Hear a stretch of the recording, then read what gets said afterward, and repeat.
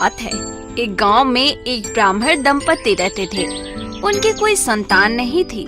इस बात से दोनों बहुत उदास रहते थे। ब्राह्मण गणेश जी का परम भक्त था। ब्राह्मण गणेश जी की खूब सेवा किया करता था और ब्राह्मणी से यही कहता कि गणेश जी एक दिन सब ठीक कर देंगे। एक दिन ब्राह्मण को कुछ काम पड़ गया। उसको एक हफ्ते के लिए गांव से बाहर जाना था। किशोरी, मुझे कुछ काम से शहर जाना है। वहाँ एक हफ्ता लग ही जाएगा, तो एक हफ्ते तक तुमको भगवान गणेश जी की सेवा पूजा करनी है। पर मुझे तो कुछ पता ही नहीं है कि गणेश जी की सेवा कैसे होती है।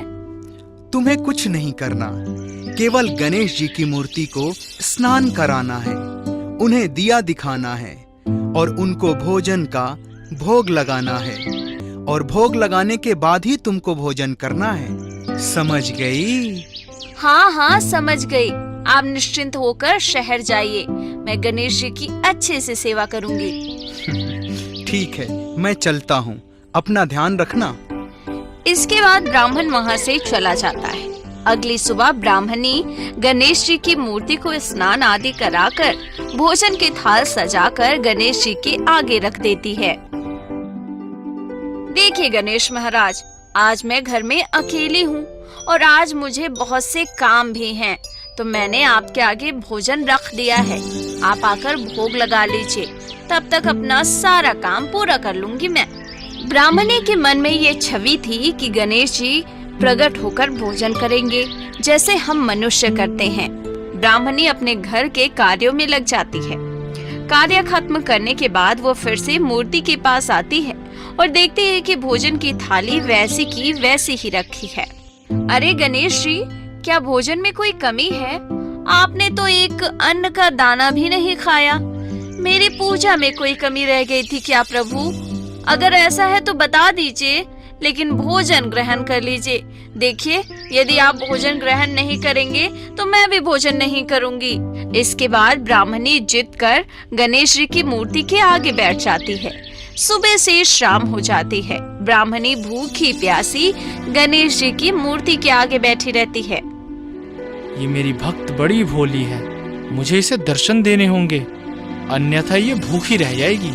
गणेश जी बाल रूप धारण करते हैं और ब्राह्मणी के आगे मूर्ति में से प्रकट हो जाते हैं। ब्राह्मणी अपने सामने भगवान गणेश को देखकर बहुत खुश होती है। प्रभु, प्रभु आप आ गए। मैंने कितनी प्रतीक्षा की आपकी।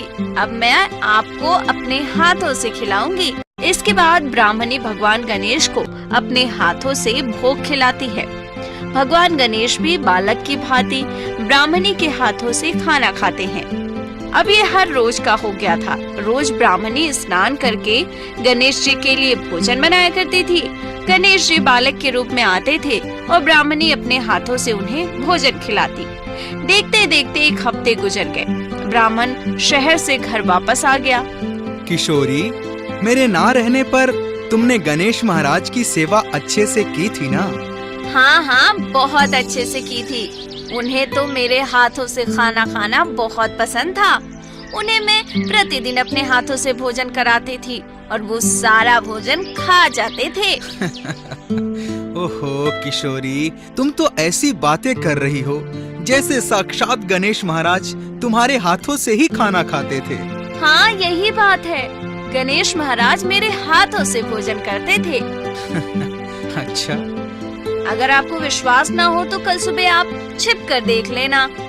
अगली सुबह ब्राह्मणी स्नान करके रोजाना की तरह भगवान गणेश को भोग लगा रही थी और ब्राह्मण ये सब खिड़की से छिपकर देख रहा होता है। तभी भगवान गणेश बाल रूप में प्रकट होते हैं और ब्राह्मणी के हाथों से भोजन करने लगते हैं। ये देख ब्राह्मण चकित रह जाता है। वो भागता हुआ घर में जाता है और गणेश जी के चरणों में गिर पड़ता है। प्रभु, आप साक्षात मेरे घर पधारे हो। मेरी पत्नी के हाथों से भोजन ग्रहण कर रहे हो। प्रभु, मैं धन्य हो गया। आपके पधारने से मेरा घर स्वर्ग हो गया। प्रभु, प्रभु, मैंने आपकी इतने सालों से सेवा की, लेकिन आपने ये सौभाग्य मुझे क्यों नहीं प्रदान किया? मेरे से कोई गलती हो गई थी क्या?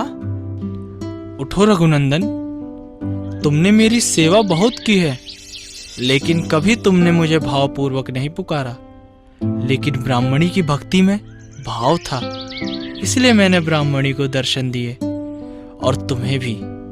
मुझे पता था कि तुम